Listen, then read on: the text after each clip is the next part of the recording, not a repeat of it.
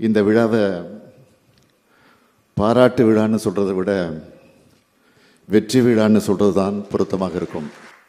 இந்திய அரசியல் சட்ட வரலாற்றில் எந்த மாநிலமும் எப்போதும் பெற்றிடாத இந்த மாபெரும் வெற்றிக்கு வித்திட்ட வழக்கறிஞர்களை பாராட்டி எல்லையில்லாத மகிழ்ச்சியோடு நாம் எல்லாம் கூடியிருக்கிறோம். மக்களால் தேர்ந்தெடுக்கப்பட்ட மாநில அரசுகளை ஆளுநர் என்ற நியமன பதவி மூலம் கட்டுப்படுத்தலாம் என்ற எண்ணம் கொண்டு போட்டி அரசுகளை நடத்த தொல்லைகள் கொடுக்கின்ற காலத்தில் மிக முக்கியமான இந்த தீர்ப்பை உச்சநீதிமன்றம் வழங்கியிருக்கிறது.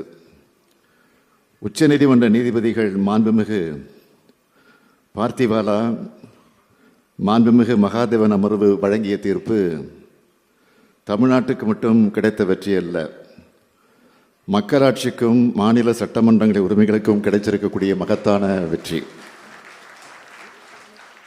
ஆளுநருக்கும் குடியரசுத் தலைவருக்கும் காலக்கெடு நிர்ணயித்தது மிகப்பெரிய வெற்றி. அரசியல் சாசன பிரிவு 142 கீழ் உச்சநீதிமன்றத்துக்கு உள்ள சிறப்பு அதிகாரத்தை பயன்படுத்தி தமிழ்நாடு அரசின் 10 மசோதாக்களுக்கும் ஒப்புதல் அளிக்கப்படுகிறது. இந்த மசோதாக்கள் அனைத்தும் உடனே சட்டமாகி நடைமுறைக்கு வருகிறதுன்னு மாண்புமிகு நீதியரசர்கள் தீர்ப்பளித்தப்போ ஒட்டுமொத்த இந்திய மாநிலங்களும் தலை நிமிர்ந்து உச்சநீதிமன்றத்திற்கு வணக்கம் செலுத்துச்சு. ஒன்றிய அரசுக்கும் மாநில அரசுக்கும் இடையே இருக்கக்கூடிய அதிகார பகிர்வில் மாநில அரசுகளின் உரிமைகளை எக்காலத்திலும் பாதுகாத்திடும் வரலாற்று சாசனமாக இந்த தீர்ப்பு என்றென்றும் நிலைத்திருக்கும். இன்னும் பெருமையோடு சொல்கிறேன், இது இந்திய மாநிலங்களுக்கு தமிழ்நாடு அரசு உச்சநீதிமன்றத்தால் பெற்று தந்திருக்கக்கூடிய மாபெரும் விடுதலை. இந்த அரசியல் உரிமையை சட்டபூர்வமான வாதங்களின் மூலமாக தமிழ்நாடு அரசு முன்வச்சு வாதாடுச்சு. அந்த அறிவார்ந்த வாதங்களுக்கு சொந்தக்காரர்களான வழக்கறிஞர்கள் தான் இன்னைக்கு நம்ம கூட இருக்காங்க. இவங்க ஒவ்வொருத்தரையும் தனித்தனியாக தமிழ்நாடு அரசின் சார்பில் பாராட்ட நான் கடமைப்பட்டிருக்கிறேன். உச்சநீதிமன்றத்தின் மூத்த வழக்கறிஞர் முன்னாள் அட்டர்னி ஜெனரல் முகுல் ரோத்தகி அவர்களால் இந்த விழாவிற்கு வர இயலவில்லை. அவர் இங்கு இல்லை என்றாலும் தமிழ்நாடு அரசின் சார்பில் என்னுடைய பாராட்டுக்களை நான் தெரிவித்துக் கொள்கிறேன். உச்சநீதிமன்றத்தின் மூத்த வழக்கறிஞர் முன்னாள் கூடுதல் சொலிசிட்டர் ஜெனரல் அபிஷேக் சிங்வி அவர்களை தமிழ்நாடு அரசின் சார்பில் நான் பாராட்டுகிறேன்.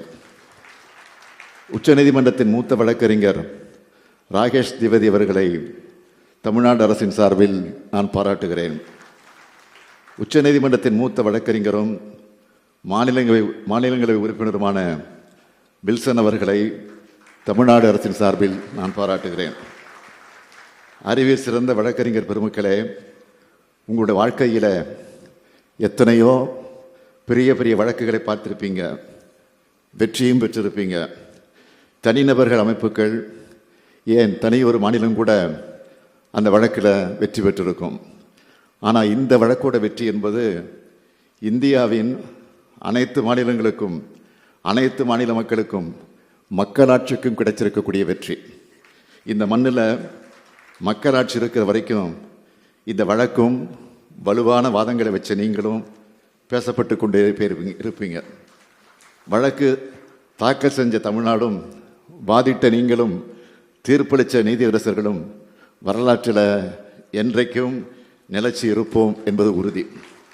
இந்த தீர்ப்பு கொடுத்திருக்கக்கூடிய புத்துணர்ச்சி மற்றும் நம்பிக்கையோடு தான் மாநில சுயாட்சி குழுவையே நாம் உருவாக்கியிருக்கிறோம்.